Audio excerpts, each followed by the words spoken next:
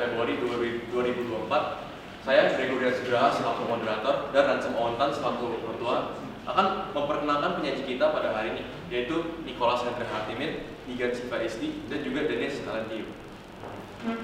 Mereka akan menyajikan penelitian mereka yang berjudul Perbandingan Efektivitas Ekstrak Tanaman Milodium dan Ekstrak Cocor Bebek sebagai penghambat pertumbuhan bakteri Staphylococcus aureus. Sebelum memulai presentasi pada hari ini, saya juga ingin memperkenalkan para penguji. Untuk penguji materi ada Bapak Elvatri Agung Novadewa, dan juga untuk penguji bahasa ada Bapak Thomas Triwibowo. Presentasi ini akan berlangsung selama 20 menit dan dilanjutkan dengan sesi tanya jawab dari penguji, orang tua, dan juga audiens. Pertama-tama kesempatan tanya jawab diberikan pada guru penguji. Untuk penguji materi diberikan waktu 12 menit dan penguji bahasa diberikan waktu 8 menit. Selanjutnya dilanjutkan oleh pertanyaan oleh penonton dengan alokasi waktu 10 menit dan terakhir tanggapan oleh orang tua dengan alokasi waktu 5 menit.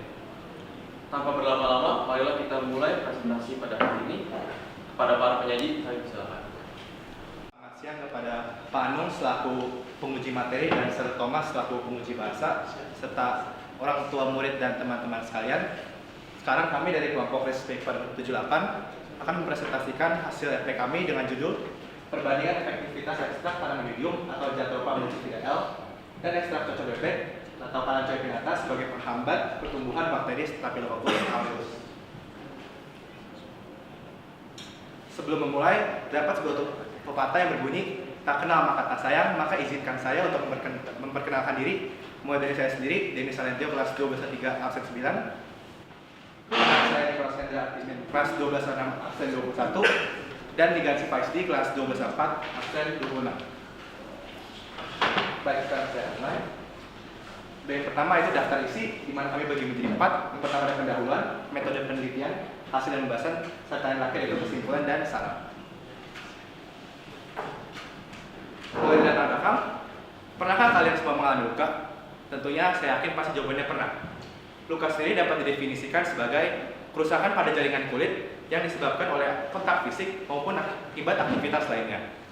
Luka, khususnya luka terbuka, jika tidak diobati atau tidak ditindaklanjuti, berpotensi untuk terjadi infeksi. Infeksi sendiri dapat disebabkan oleh virus, bakteri, maupun mikroorganisme lainnya. Namun dalam kasus luka pada kulit, bakteri Staphylococcus merupakan salah satu penyebab utama dan yang paling sering terjadi.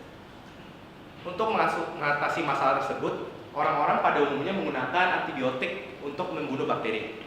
Namun penggunaan antibiotik yang berbasis kimia yang terlalu berlebihan atau terlalu sering berpotensi untuk membuat bakteri menjadi resisten atau dalam kata lain, bakteri tidak terpengaruh oleh antibiotik tersebut. Oleh karena itu, ekstrak tanaman milodium dan cocor bebek dapat menjadi alternatif antibiotik herbal yang juga dapat membunuh atau menghambat pertumbuhan bakteri.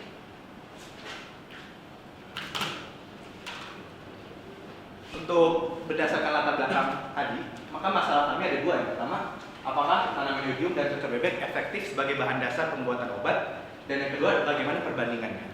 Serta untuk menjawab masalah tadi, tujuan kami ada dua, yaitu mengetahui efektivitas dari tanaman milodium dan cocor bebek serta dibandingkan. Sekarang saya akan membahas mengenai kajian pustaka. Mulai dari yang pertama, ada variabel-variabel pertama tanaman milodium, cocor bebek, dan juga yang menjadi objek dalam penelitian kali ini yaitu Staphylococcus aureus. Pertama dari tanaman milodium dengan nama latin Jatropha multifida L merupakan sebuah tanaman herbal yang berfungsi sebagai antibakteri, antibiotik, dan juga sebagai mencegah terjadinya luka yang lebih lanjut. Tanaman milodium ini sendiri kurang dikenal oleh khalayak umum dan hanya beberapa segelintir rakyat atau orang-orang yang menggunakan ini, seperti contohnya di Nigeria, tanaman ini digunakan untuk mencegah terjadi obat dari infeksi. Tanaman milodium ini sendiri berfungsi sebagai antibiotik karena memiliki beberapa komponen senyawa kimia, seperti contohnya flavonoid, tanin, polifenol, dan lain-lain. Dan yang kedua, terdapat tanaman cocor bebek dengan nama lain Kalanchoe pinnata, merupakan tanaman herbal yang memiliki struktur berupa daun yang tebal. Berbeda seperti tanaman milodium, tanaman cocor bebek ini masih lebih dikenal dibandingkan tanaman sebelumnya. Seperti contohnya di Pekalongan, tanaman ini digunakan sebagai obat kulit.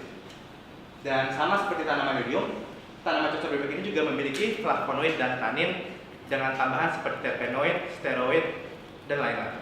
Dan yang Staphylococcus aureus merupakan seperti yang tadi saya sampaikan, merupakan bakteri gram positif yang pada umumnya dapat ditemukan pada infeksi luka.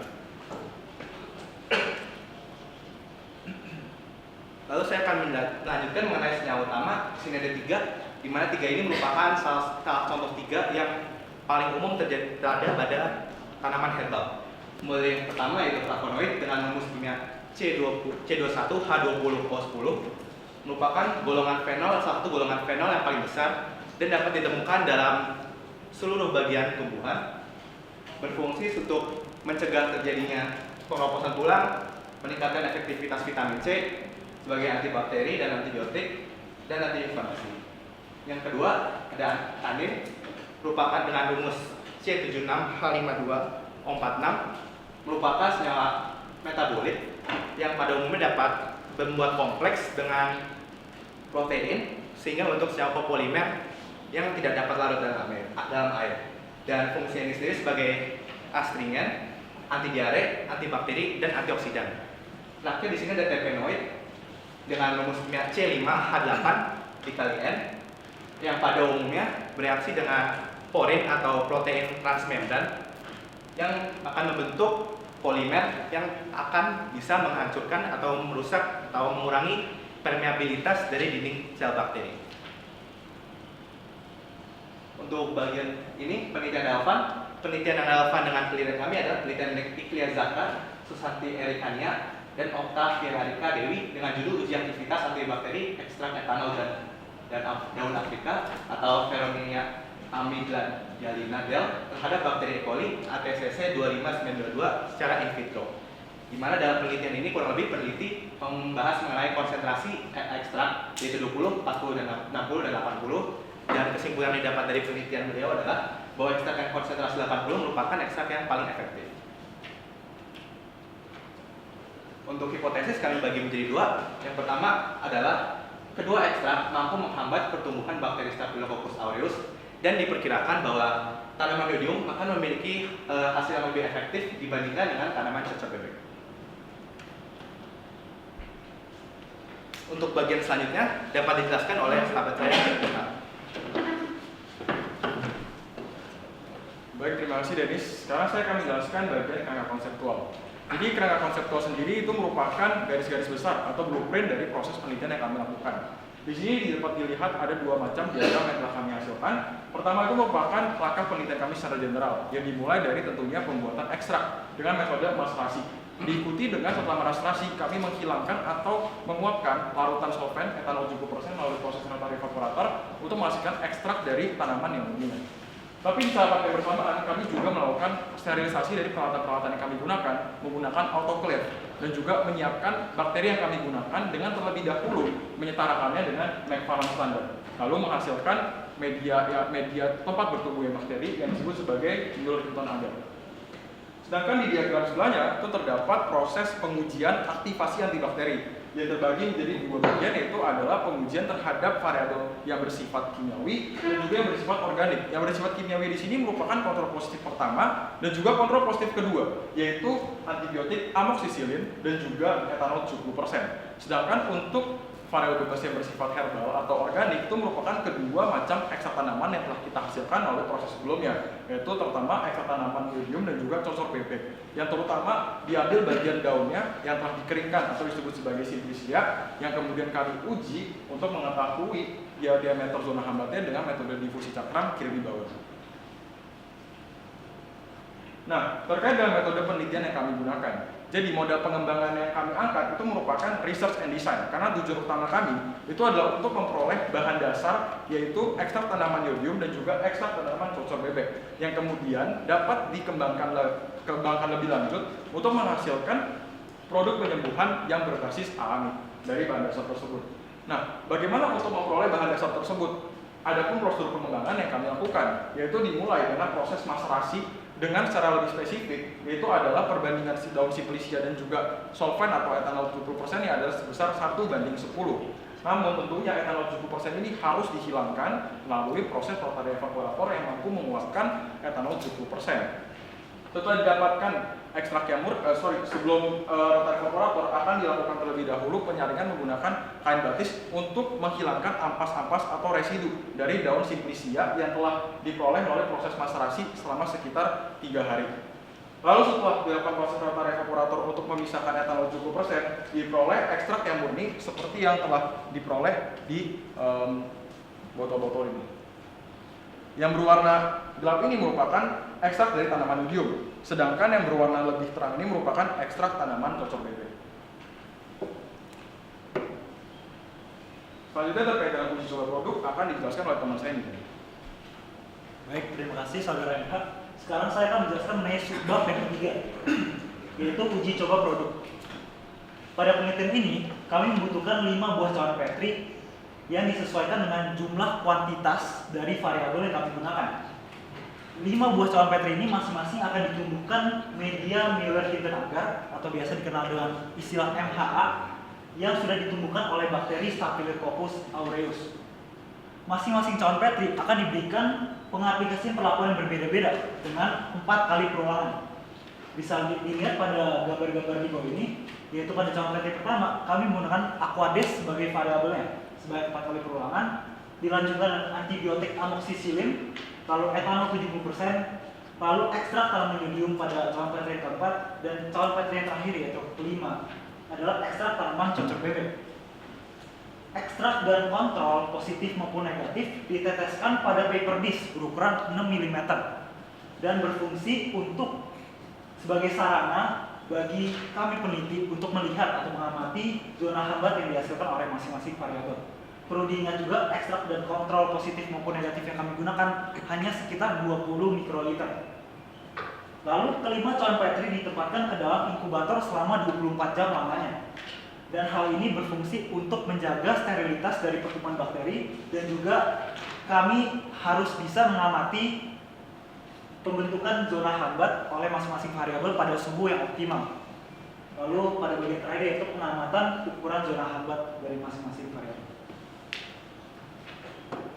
Berdasarkan penelitian kami mendapatkan data berupa data kuantitatif, yaitu diameter zona hambat yang dihasilkan oleh masing-masing variabel seperti yang sudah saya jelaskan pada slide yang sebelumnya. Dalam penelitian ini, kami menggunakan beberapa variabel dan kami membagi menjadi 3 bagian utama, yaitu variabel kontrol, bebas, dan terikat. Untuk variabel kontrol meliputi bakteri Staphylococcus aureus, konsentrasi bakteri yang sudah disesuaikan dengan Macfarlane standar, lalu suhu optimal sebesar 37 derajat Celcius, dan juga kesterilan proses pemberian perlakuan. Dan dalam hal ini kami menggunakan autoclave untuk mensterilisasi seluruh alat dan juga inkubator. Lalu untuk variabel bebas, kami menggunakan ekstrak tanaman yudium, ekstrak tanaman cocok bebek, kontrol positif maupun negatif. Apa sih yang dimaksud dengan kontrol positif? Kontrol positif digunakan oleh peneliti untuk menentukan efek positif sebagai penghambat dari pertumbuhan bakteri Staphylococcus aureus. Dan dalam kasus ini, kami menggunakan antibiotik amoxicillin dan juga etanol 70% yang bersifat kimiawi. Lalu untuk kontrol negatif digunakan untuk menentukan tidak ada efek sama sekali yang timbul ketika berinteraksi dengan bakteri Staphylococcus aureus, yaitu Aquades. Lalu untuk variabel terikat yang kami amati adalah zona hambatan pertumbuhan bakteri yang dihasilkan oleh variabel. Berikut merupakan instrumen pengukuran data atau alat-alat yang kami gunakan selama proses penelitian kami berlangsung. Yang pertama adalah timbangan, lalu maserator, corong kaca, labu ukur, silinder ukur, Erlenmeyer, pengaduk, kain batis, rotary evaporator, dan cawan Petri. Dilanjutkan dengan glass rod, autoclave, dan juga yang terakhir yaitu centrifuge tube untuk menyimpan ekstrak. Seluruh pengumpulan data, instrumen pengumpulan data ini memiliki fungsi masing-masing dan sangat berguna dalam proses penelitian kami. Selanjutnya pada bagian analisis data akan dijelaskan oleh teman saya. Terima kasih Nigan. Baik, berkaitan dengan analisis data, dalam penelitian kami yang berbasis R&D atau Research and Development, apa yang menjadi data utama yang kami fokuskan merupakan diameter zona hambat dari masing-masing variabel bebas yang dihasilkan pada masing-masing cawan Petri. Nah, lantas bagaimana kita mengukur diameter zona hambat tersebut? Di sini adalah rumus yang kami gunakan, dan ini merupakan gambaran dari proses pengukurannya. Di mana pengukurannya itu pertama kami akan mengidentifikasi terlebih dahulu dua sumbu atau dua aksisnya dan menghitung dV dan juga dH sebagai dua aksis atau dua sumbu dari diameter zona hambatnya, dan juga terdapat DC, yaitu adalah panjang atau diameter dari paper disk yang kami gunakan sebesar 6 mm, dan ketika dimasukkan ke dalam rumus tersebut akan memperoleh zona hambat yang sesuai. Nah, sedangkan analisis yang kami angkat merupakan metode deskriptif dengan fokus dalam membandingkan data-data yang kami peroleh terkait dengan zona hambat dari masing-masing variabel bebas, dan juga memfokuskan pada deskripsi dari apa adanya kandungan zat dan juga kandungan senyawa-senyawa yang bersifat antibakteri dalam masing-masing variabel bebas, terutama ekstrak-ekstrak tanaman hidup dan tersebut. Selanjutnya berkaitan dengan hasil dan pembahasan. Sebelum kami memasuki bagian dari data-data atau angka-angka, kita dapat melihat terlebih dahulu pada slide hasil dari kelima calon petri setelah melalui proses inkubasi kurang lebih 24 jam. Pada bagian baris pertama ini merupakan ekstrak tanaman cocok bebek dan ekstrak tanaman yodium yang tentunya variabel bebas bersifat organik atau herbal. Dan pada bagian ke bawahnya ada didiotit amoksisilin sebagai kontrapositif pertama yang tidak bersifat kimiawi, dan juga etanol 70% sebagai kontrapositif kedua yang bersifat juga kimiawi, dan pada bagian terakhir ada aqueous.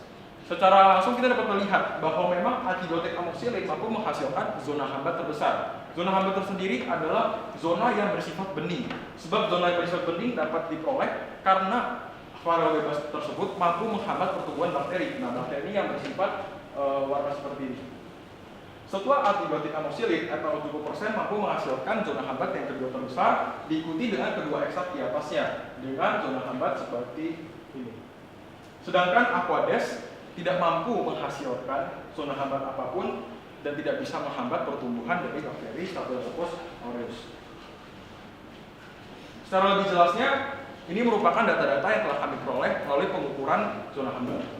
Aquades pada keempat perulangan yang ada tidak mampu menghasilkan zona hambat apapun atau sebesar 0 mm, dan hal ini menunjukkan bahwa memang aquades tidak efektif atau tidak mampu digunakan untuk menghambat pertumbuhan bakteri Staphylococcus aureus.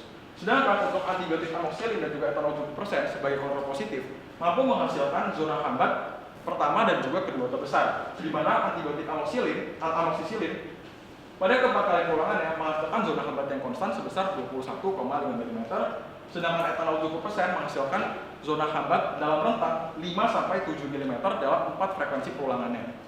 Lalu terkait dengan ekstrak tanaman yodium dan ekstrak tanaman cocok bebek sama-sama dalam rentang 2-3 mm dalam keempat frekuensi perulangannya.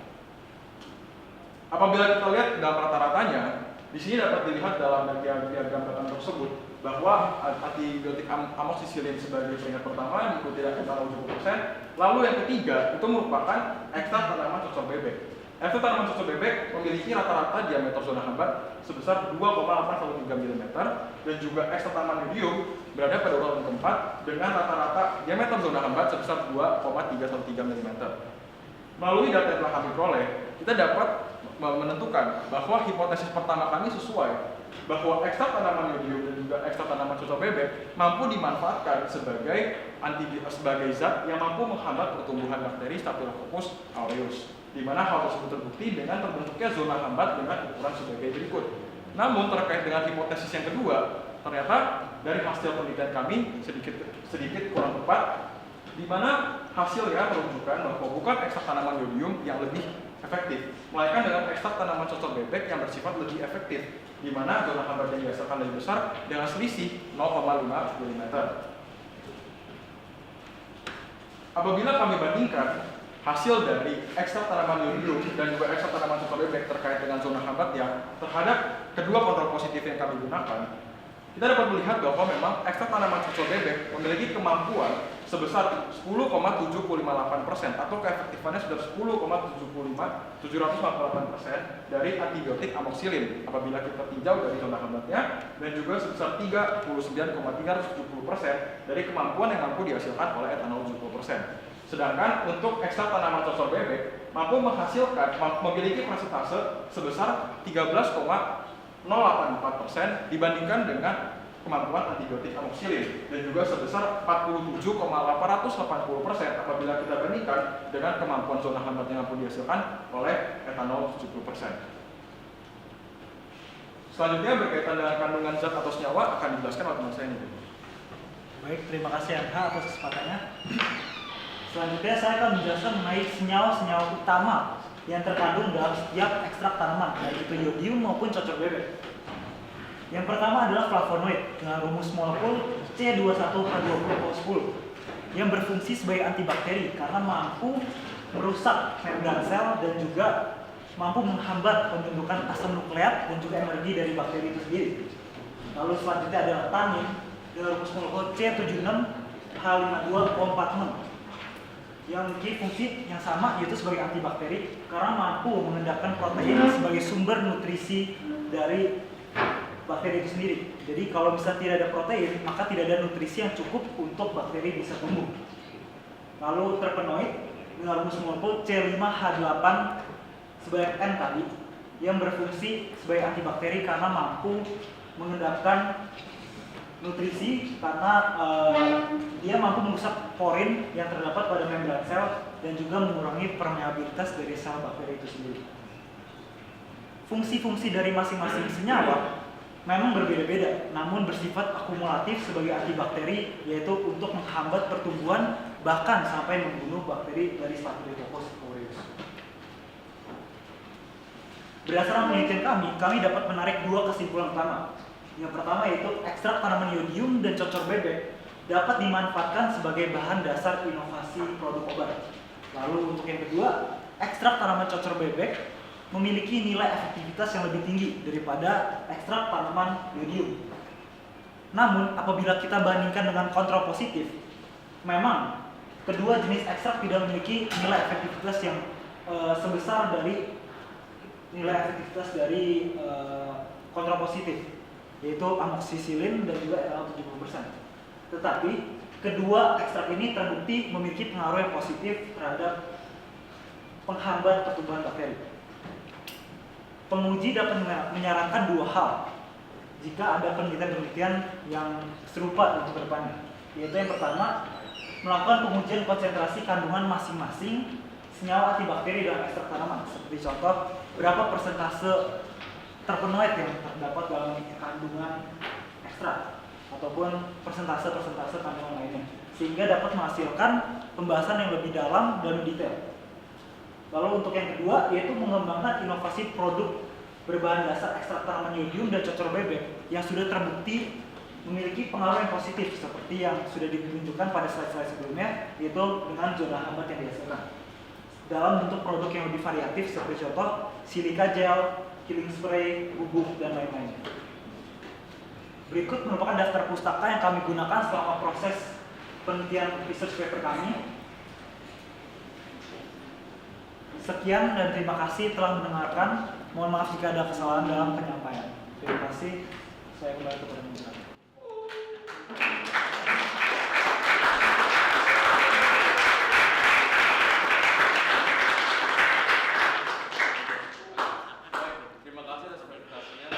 Penelitian ini sungguh menarik, terutama tentang penemuan terkait dengan obat-obat dari yodium dan juga cocor bebek. Selanjutnya, dilanjutkan dengan sesi tanya jawab yang dimulai dari guru penguji materi terlebih dahulu. Waktu Bapak 12 menit. Terima kasih. Sebelumnya saya mengucapkan terima kasih atas audiens yang sudah mengikuti di ruang belakang ini, Bapak Ibu orang tua. Terima kasih atas kehadirannya dan teman-teman dari presentator ini. Baik. Selamat untuk Denis, Indra, dan Nigan. Kalian sudah menyelesaikan research paper kalian dengan baik. Dan saatnya kalian mempresentasikan, dan kami diminta untuk menguji, meskipun sebenarnya bukan ujian, maksudnya tidak menguji seperti kayak uji hukum, ya. Itu bahwa yang kalian susun ini sangat penuh, ya. Maksudnya sangat penuh itu sangat lengkap. Nah, lengkap. Tapi justru saya melihat di PPT kalian justru lebih lengkap. Ya. Maksudnya begini, di paper kalian ini penuh sekali, banyak, bahkan pendahuluannya itu sampai 5 halaman. Ya. halaman. Sedangkan yang penting-penting itu ada di PowerPoint, tidak ada di sini. Tidak ada di apa? Tidak ada di research paper yang kalian susun. Contohnya, karena kalian masih SMA, rumus-rumus itu saya kira bagus diletakkan di sini. Rumus struktur tadi loh, Abraham-Platonoid, ya itu. Jadi kan kamu di kimia mungkin sudah belajar atau belum tentang gambar-gambar struktur tadi? Sudah belajar kan? Nah, itu merupakan hasil dari apa yang kamu pelajari di sekolah. Tuh. Sebelum lanjut, saya apresiasi karena ini research paper yang kalian susun. Kalau berdasarkan yang saya baca, berdasarkan yang saya lihat-lihat ini tidak ada beberapa hal atau 90% ini melebihi dari apa yang kalian dapat di SMA. Ya. Sebagai contoh, kami sebagai guru kimia ini sebelumnya ini fokus ke kimia atau biologi sih sebenarnya? Jadi boleh jawab sekarang, Pak? Ya. Oke. Jadi kami memang tujuannya sih mau lebih ke biochem gitu, Pak. Jadi memang tujuan dari penelitian kami cenderung ke biochem, namun memang difokuskan juga ke zat-zatnya itu.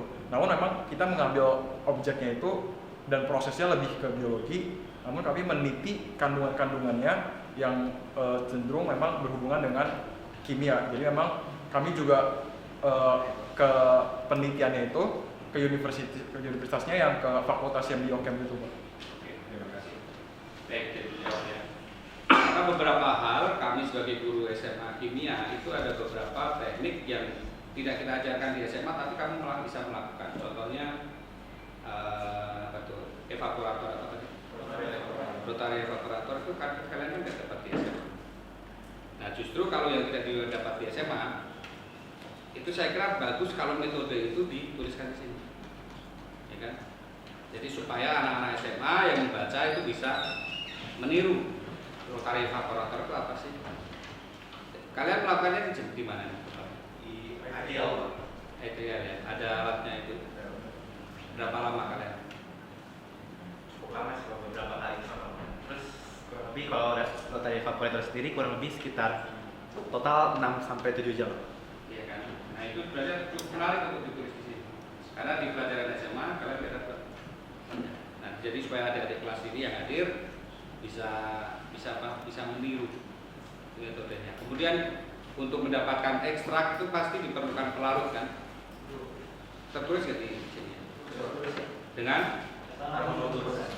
Oh, selain sebagai pembanding, etanol sebagai pelarut ya? Ya. Alasannya 70% juga harus kamu.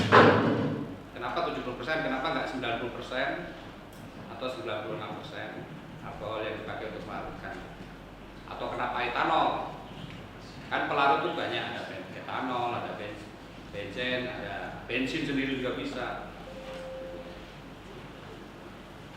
Karena kalau setahu saya ini dalam kuliah itu 1 SKS lebih ya, untuk mempelajari bagaimana pelarut yang tepat untuk membuat ekstrak. Ya, kemudian, nah kalau yang ini zona hambat kalian dapatkan dari biologi pelajaran SMA. Kan ada zona hambat. Kalau misalkan dari pengalaman saya belajar biologi di SMA belum mendapatkan materi itu, Pak. Cuman kita bertiga melakukan penelitian lebih lanjut melalui internet dan lain-lainnya, membaca jurnal-jurnal orang, dan diameter zona hambat itu bisa diamati melalui sekali itu. Nah, ini juga di paper kan nggak ada. Jadi apa yang dimaksud zona hambat itu kan anak SMA kan nggak dapat tuh. Lebih baik yang foto-foto tadi. Ada foto tadi, cara menghitung dulu, coba. Itu menarik sekali yang ada. Terus, nah ini bisa masuk ke di paper kalian. Ini pakai Microsoft atau di foto aja? Di foto biasa. Di fotonya di yang plat yang ada apa kayak plat khusus Pak yang menghasilkan cahaya gitu, jadi bisa kelihatan dengan jelas gitu dia punya ukuran gitu. Ya, di sini kan nanti keterangan zona hambatnya di mana itu lebih bagus lagi. Karena kalau di paper kalian itu lengkap, tapi tulisan semua. Ya, ini bisa ditambahkan juga. Kemudian yang lain sih saya kira ya paling metodenya juga tadi, metode itu lebih baik metode apa ini? Metode itu lebih baik kalau misalkan dituliskan langkah-langkahnya. Di sini kan enggak. Ya. Dan ini ada juga beberapa yang sebenarnya ini di teknik analisis data di paper kalian ya. Ini kan sesuatu yang bisa kamu tulis ulang kan, kenapa kamu hasil crop. Ini ada hasil crop ini D1 min DC D min DC plus D. Boleh izin Pak dijelasin ya? Jadi itu hal yang untuk masalah gambar kami crop itu karena memang pada pengecekan Turnitin yang sebelumnya hal tersebut di highlight semua meskipun kami sudah mendatangkan sumber, namun berdasarkan dari instruksi dari pembimbing lebih baik di crop gambarnya lalu dicantum. Berarti salin diketik ulang bisa kan? Jadi lebih jelas. Sebenarnya kalau rumus-rumus terkena Turnitin itu tidak diabaikan sih. Pada awalnya sama kita ketik sih Pak, pakai equation pada awalnya. Tapi ya gara-gara ini. Oh, itu ya. Kan sebenarnya tidak apa-apa. Oh, karena itu ya.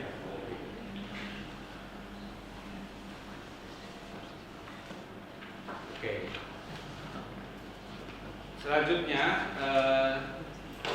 pemilihan dari kenapa pakai amoksilin itu juga ada di sini ya. Kenapa bukan antibiotik yang lain? Kenapa bukan betadine atau apa? Sejauh ditulis dalam paper sih belum ada Pak. Tapi amoksilin memang salah satu obat yang sering ditemukan di apotek dan juga mudah dibeli. Karena sebenarnya apa ya, tidak apple menurut saya, karena cocor bebek ini kena luka kamu olesin cocor bebek itu kan. Kalau kena luka kan nggak diolesin amoksilin. Iya. Amoksilin kan diminum kan?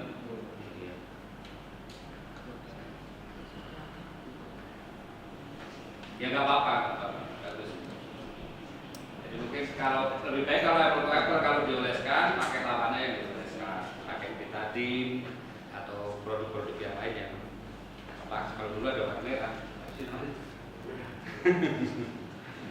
Kalau cocor bebek, iodium itu kalau kita waktu kecil dulu di kampung itu kalau luka karena jatuh itu pasti carinya iodium karena di saat itu susah nyari etanol, susah nyari apa betadine. Nah kalau di lingkungan kalian kan memang ada tumbuhan iodium. Iya. Yang kalau di sini kan sudah ada betadine, sudah ada itu. Jadi kalau kamu ke hutan, mending kamu bawa bir atau mending kamu bawa iodium atau mending kamu bawa cocor bebek?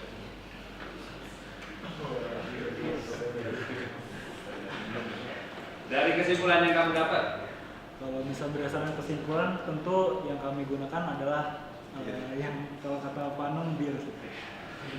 Karena bir mengandung etanol kan? Bisa minum Pak. Jadi kemana-mana bawa bir. Ada apa saja dokter? Satu Pertanyaan. Oke.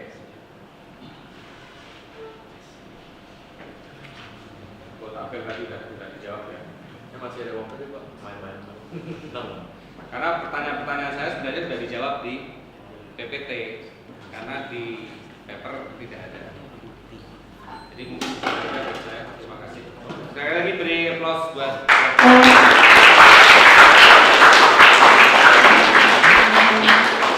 Baik, terima kasih atas Pak Anung atas pertanyaan terkait dengan materi dari bisnis paper ini. Selanjutnya dilanjutkan oleh Pak Thomas untuk pertanyaan terkait dengan bahasa. Baik, terima kasih atas waktu yang diberikan. Sekali lagi saya mengucapkan selamat karena kalian telah berhasil mempresentasikan hasil penelitian kalian yang sangat luar biasa. Saya kira sejauh ini saya melihat bahwa format jurnal yang kalian tuliskan adalah yang lengkap, yang saya temui ya, yang saya temui sangat kaya dengan sumber-sumber sumber-sumber yang kalian tuliskan di sini sangat banyak sekali terkait dengan definisi-definisi ataupun pengetahuan-pengetahuan yang terkait dengan topik yang kalian sajikan. Tetapi mungkin tadi seperti yang disampaikan Pak Agung, justru karena terlalu banyak ini kalian mungkin bingung mau meletakkan mana yang penting di dalam jurnal kalian ini karena keterbatasan jumlah halaman gitu ya. Saya kira ada hal-hal yang bisa kalian kurangi terkait dengan definisi-definisi ataupun fungsi-fungsi, misalnya cocok bebek itu manfaatnya apa gitu. Itu kan cukup dengan cocok bebek itu tanaman apa, fungsinya seperti apa. Jadi tidak perlu terlalu mendetail, misalnya ada kandungan apa di sana gitu kan. Jadi itu bisa memasukkan apa yang tadi disampaikan Pak Agung jauh lebih, saya kira lebih penting gitu ya, dibandingkan dengan hal-hal yang informatif. Baik, ada beberapa hal yang ingin saya garis bawahi, khususnya terkait dengan metode yang kalian gunakan. Nanti silahkan tambahkan itu di dalam abstrak kalian, karena saya kira belum kalian tuliskan di dalam abstrak. Penelitian yang kalian gunakan itu menggunakan pendekatan apa, kemudian saya kira kan ini kalian mencoba melalui pendekatan R&D ya, Research and Development. Saya kira juga ini salah satu pendekatan yang baru, mungkin juga perlu dijelaskan lebih lanjut di dalam abstrak kalian, sehingga tadi teman-teman yang baru mendengarnya bisa tahu. Sebetulnya juga ini sama halnya dengan tetap kuantitatif ya, kuantitatif eksperimen yang menghasilkan data, kemudian kalian mendiskusikan data-data itu gitu ya, dan saya kira juga itu perlu di. Nah itu saya sangat senang sekali kalian telah berhasil strukturnya, elemennya gitu ya, cara penulisannya saya kira sangat luar biasa. Saya juga kagum gitu ya, kalian bisa menulis seperti ini. Hanya saja mungkin saya jadi catatan ini tadi abstrak ya. Untuk kalimat pembuka cukup 1 sampai 2 kalimat saja. Jadi tidak perlu banyak kalimat. Bisa juga kalian langsung menuliskan. Tujuan dari penelitian ini adalah untuk apa? Langsung mulai dari situ. Sehingga abstrak tidak terlalu panjang-panjang, cukup berisikan tujuan, metode yang kalian gunakan, prosesnya seperti apa, hasilnya seperti apa. Itu saja. Jadi rangkuman singkat tentang penelitian kalian. Kemudian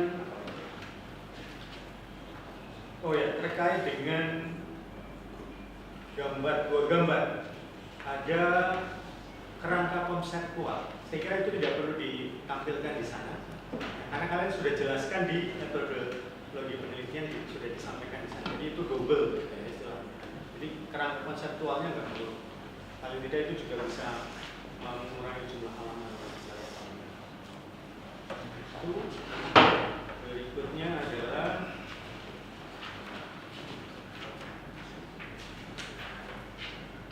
saya sedikit luar biasa, sudah keren. Ini saja, ini pertanyaan orang yang tidak tahu kimia. Kalau kalian bicara terkait dengan efektivitas itu, indikatornya apa ya efektif? Bisa dijelaskan ya? Saya orang nggak tahu kimia ya. Kalau kalian bilang itu efektif kan pasti ada standar tertentu. Indikatornya apa ya kalian untuk bicara bahwa ini efektif ini? Baik, Zah. Jadi memang dalam penelitian yang kami lakukan ini, kami memang tolak ukurnya itu lebih ke kontrol positif yang kami gunakan, terutama dari antibiotik amoxicillin dan juga etanol 70%. Jadi kita bandingkannya terhadap kontrol positif tersebut untuk ekstrak dari tanaman cocok bebek dan juga tanaman hidupnya. Nah, memang berkaitan dengan indikatornya itu kita lihatnya itu dalam penelitian ini lebih ke apakah memang kedua ekstrak tersebut tuh mampu menghasilkan zona hambat tersebut. Nah, memang kalau apabila dia kemudian sudah bisa menghasilkan zona hambat dalam satu tetesan, karena satu tetes itu kan paper dish 6 mm itu ukuran tetesannya itu sebesar 20 mikroliter, dan 20 mikroliter mampu menghasilkan zona hambat tersebut, dan indikatornya itu lebih ke memang dia bisa menghasilkan zona hambat, dan ketika diaplikasikan ke dalam tubuh nantinya beberapa tetes itu mampu menghasilkan zona hambat yang lebih besar gitu, Sir. Jadi memang penelitian kami lebih memfokuskan pada dibandingkan oleh amoxicillin dan juga etanol 70%. Lalu kemudian menentukan ini bisa atau tidak menghasilkan zona hambat untuk menghambat pertumbuhan bakteri Staphylococcus, dan memang apabila diaplikasikan beberapa tetes tersebut mampu menghasilkan zona hambat yang lebih besar Lanjut, mungkin mau ditambahkan lagi teman-teman. Sudah cukup. Apakah kalian menuliskan zona hambat? Apa itu zona hambat? Di Dalam hal tersebut cuma kita cantumkan rumus dan juga tidak secara eksplisit kita jelaskan pengertiannya, namun sepertinya tertulis kalau misalnya ada bagian lingkaran di sekitar paper disk itu menandakan bahwa bakteri tidak dapat tumbuh.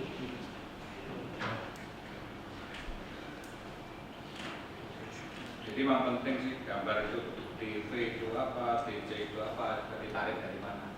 Dari sangat battery kan ini. Iya, betul. Kemudian kan ini milimeter, kamu pakai penggaris atau pakai? Jadi apa kayak mikrometer skrup? Mikrometer jangka sorong. Coba dilihat terus ya, apa cawan baterai. Terus baterainya kamu dapat dari mana? Membeli dari iTrial, Pak. Terus yang tadi seperti disampaikan itu disesuaikan lagi pada McFarlane standar, sehingga konsentrasi bakterinya pun sesuai dan tidak terlalu berlebihan dan tidak terlalu kekurangan.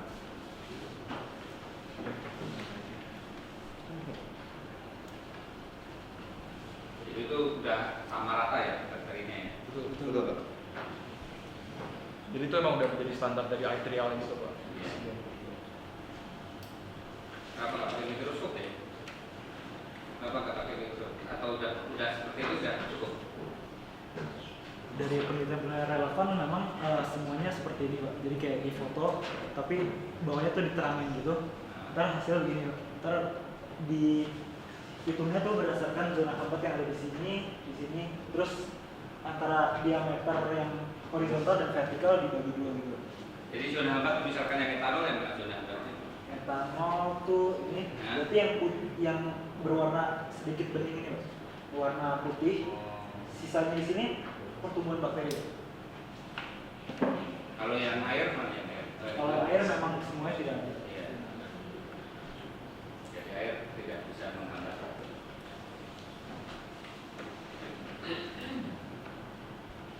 Nah di papernya juga tidak banyak disinggung ini, karena judul kalian mengangkat bakteri Staphylococcus aureus, tapi di sini malah kurang aja, kurang banyak dibahas. Apa itu bakteri? Kan bakteri kan ada bentuknya, gambar kayak tahu ada gambar sandal itu kan. Nah ini yang termasuk yang mana?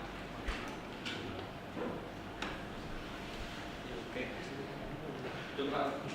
Ya, mungkin tadi yang disampaikan teori terkait bakteri ada di judul kalian disampaikan itu, tapi disebutkan juga di sini.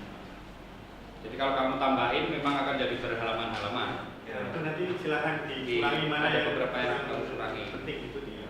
Ya, sehingga gambar ini masuk, gambar struktur kimia tadi masuk, sama tambahan bakteri tadi juga masuk. Jadi ada beberapa yang bisa kalian kurangi supaya halamannya tidak dari skripsi. Abstrak itu bisa dikurangi jadi skala. Ya saya kira itu saja dari kami. Terima kasih. Waktu saya kembali kepada. Baik, terima kasih Pak Anung dan Pak Thomas. Selanjutnya akan dilanjutkan dengan pertanyaan dari audiens. Waktu dipersilakan sebesar 10 menit.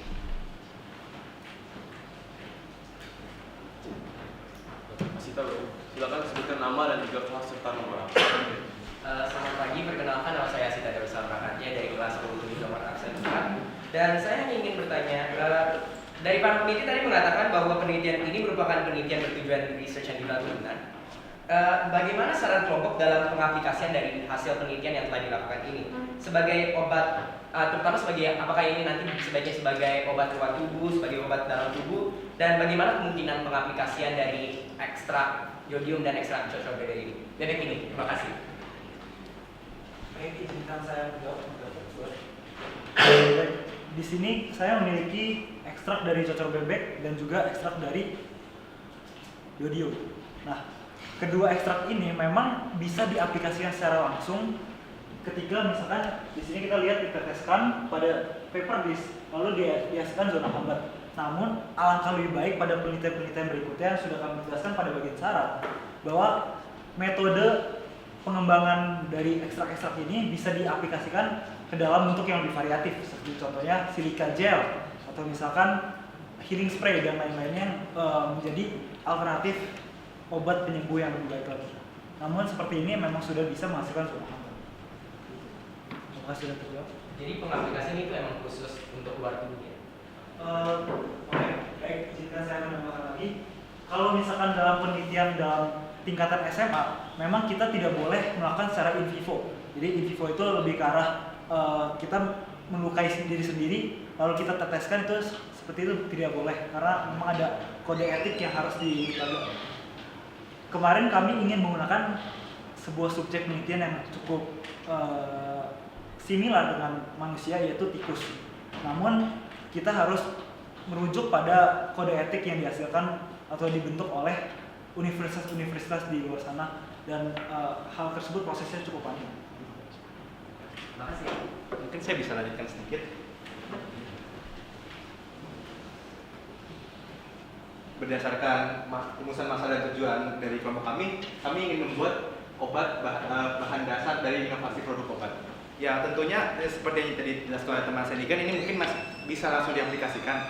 Namun tentu bisa akan lebih baik jika dikembangkan lagi menjadi bahan produk seperti yang sudah dijelaskan oleh Nigan pada saran tadi, bahwa bisa dijadikan salep atau spray dan lain-lain. Bisa dengan demikian bisa lebih efektif atau lebih mudah untuk diaplikasikan.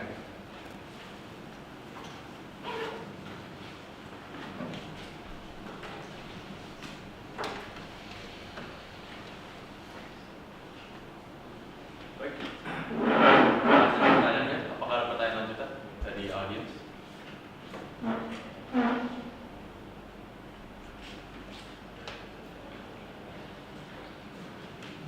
Kelas 10, kelas 11 juga ada yang lanjut untuk bertanya. Kelas 10 tadi yang tanya, kelas 11 sekarang. Adiknya tuh tanya. Saya udah.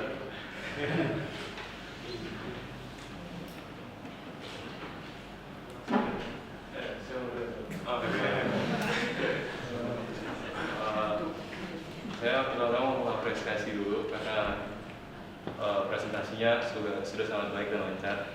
So, kalau boleh tahu di luar materi, bagaimana cara mengatur waktu dengan baik untuk melakukan semua percobaan dari percobaan lab hingga penyusunan ERP ini. Terima kasih. Tolong dijawab sama yang paling kanan aja.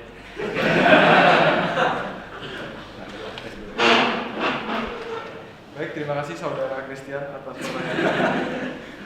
Jadi terkait dengan proses kami sendiri, kita memiliki waktu sekitar 6 bulan kurang lebih, dan juga kami membagi waktu dengan sangat baik. Jadi terutama kalau dalam proses penelitian itu kita harus beberapa kali bolak-balik ke I3L dan jaraknya juga cukup jauh dari rumah. Oleh karena itu kita perlu membagi waktu dengan baik, dan bagaimana kita harus menyelesaikan tugas dan memprioritaskan juga RP ini. Dan juga memang mungkin pada saat kemarin itu ya kita harus time managementnya bagus. Mungkin dari semua yang ditambahkan gitu. Cukup. Terima kasih. Baik, guys, tidak ada tambahan lagi. Maka sesi pertanyaan oleh audiens akan ditutup dan dilanjutkan dengan tanggapan dari orang tua. Jika waktu orang tua sebesar 5 menit, silakan. Silakan Bapak Ibu.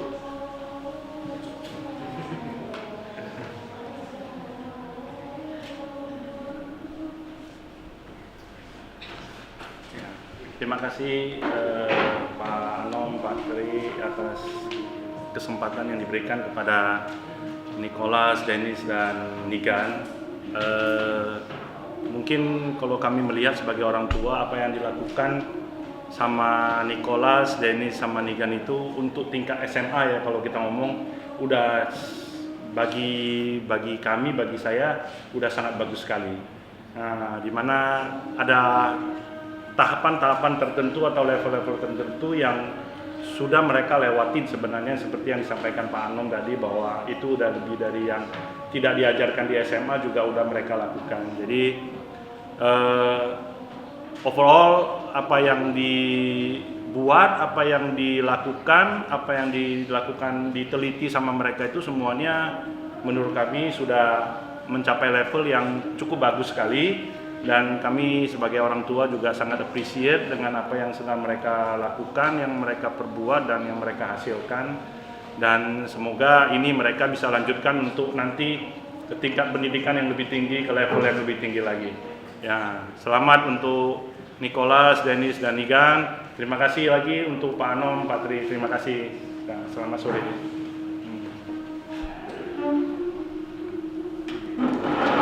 Baik, terima kasih atas tanggapannya. Apakah ada tanggapan lain dari orang tua lain mungkin?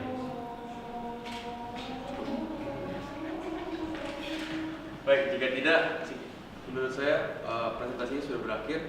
Sekarang kita menambahkan pertanyaan aja. Bagaimana kerjasama kalian bisa terjalin dengan ITM? Ceritakan dari awal, mungkin dari supaya kelas 1-2 bisa bekerjasama dengan universitas-universitas yang lain. Pertama, waktu itu kalau tidak salah Bu Ocha menawarkan nomor bagaimana kita mau, apakah kamu mau menggunakan jasa dari universitas, dan kami setelah melakukan riset sebelumnya, kayak kami membutuhkan juga ternyata bahwa yang dilakukan ini yang seperti Rotary Evaporator kan saya tidak punya, jadi tentunya peminjaman dari ITL sungguh membantu. Jadi waktu itu kami pertama kali meminta kontak dari Bu Ocha, terus mengontaknya, beberapa lama langsung dibalas oleh dari sononya, langsung ya kami oke, boleh kamu kasih kami judulnya, lalu langsung invite. Untuk terima kasih, bagaimana kalian melihat? Untuk menjawab hal tersebut, mungkin untuk sebagai bentuk terima kasihnya, kemarin pihak ITL sempat datang ke College Canisius untuk bertemu dengan jajaran direksi, dan mereka sepertinya membahas mengenai kerjasama yang mungkin dapat dilakukan pada tahun-tahun ke depan.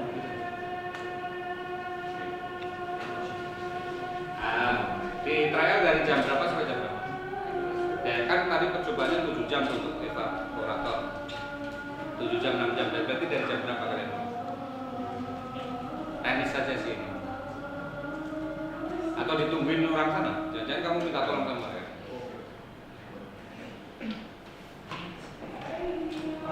Untuk jam efektifnya mulai dari jam 8 sampai kurang lebih sore sekitar jam 5-6, jam 4 sampai 5 gitu.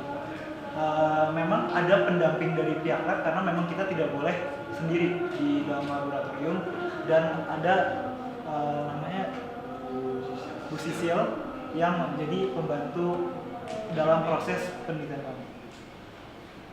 Ya, kalau saya harap kalian terima kasih entah dari WA atau dari apa kepada ini. masih banyak kok. Masih banyak. Dari apa yang kalian dapat, refleksi masing-masing, apa yang kalian peroleh? Satu-satu. Untuk refleksi yang saya dapatkan selama proses penelitian ini, ya tentunya kami memang dalam tahap SMA disibukkan dengan berbagai kegiatan dan berbagai jenis pembelajaran. Tentunya saya mempelajari beberapa hal. Pertama yaitu time management, bagaimana kita bisa mengatur waktu untuk melakukan segala hal sesuai porsi masing-masing.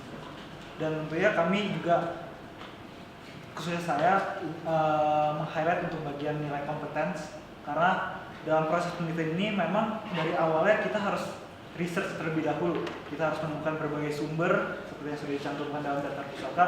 Sumbernya sangat banyak dan kami harus membaca satu-satu supaya penelitian ini tidak gagal ataupun berhasil dengan lancar. Mungkin dapat ditanya. Baik. Kurang lebih saya sama seperti Nigan, cuma ada beberapa tambahan, yaitu pertama persevere atau pantang menyerah. Karena pada awal SPP kali ini kami tadinya tidak mau menggunakan bakteri Staphylococcus, melainkan beberapa kali riset dan konsultasi dengan guru pembimbing. Salah satu solusinya adalah menggunakan bakteri ini. Dan mungkin selain itu saya juga berlatih berkomunikasi dengan orang dari luar, yaitu pada ITL, karena di sana sendiri kami harus menjaga sikap dan berusaha berkomunikasi dengan sopan, karena ya juga kami membawa nama sekolah.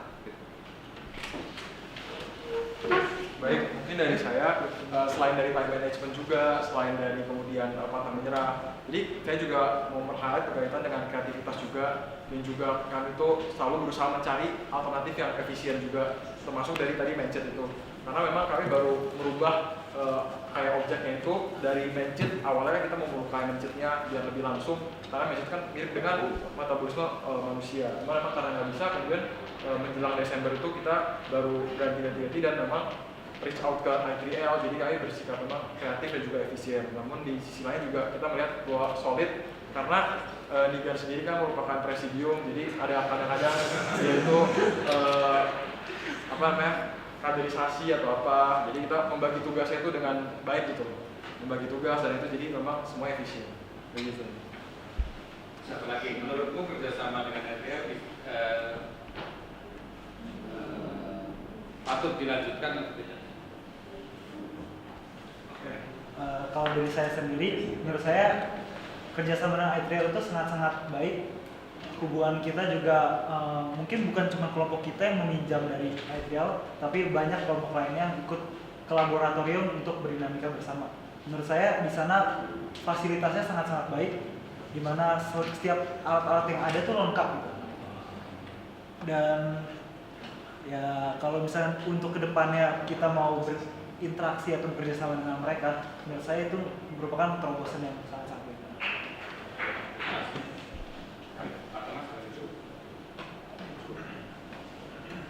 Baiklah, sekarang kita berada di ujung acara. Mari kita berikan tepuk tangan sekali lagi kepada karena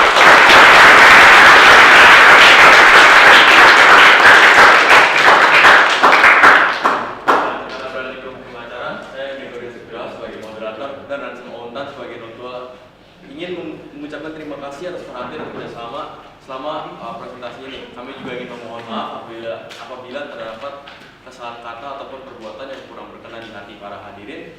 Dan selama sesi, dan semoga ilmu yang kita dapatkan dari presentasi ini dapat bermanfaat dan juga membantu kita di kehidupan kita selanjutnya. Dan sampai jumpa lagi di lain kesempatan.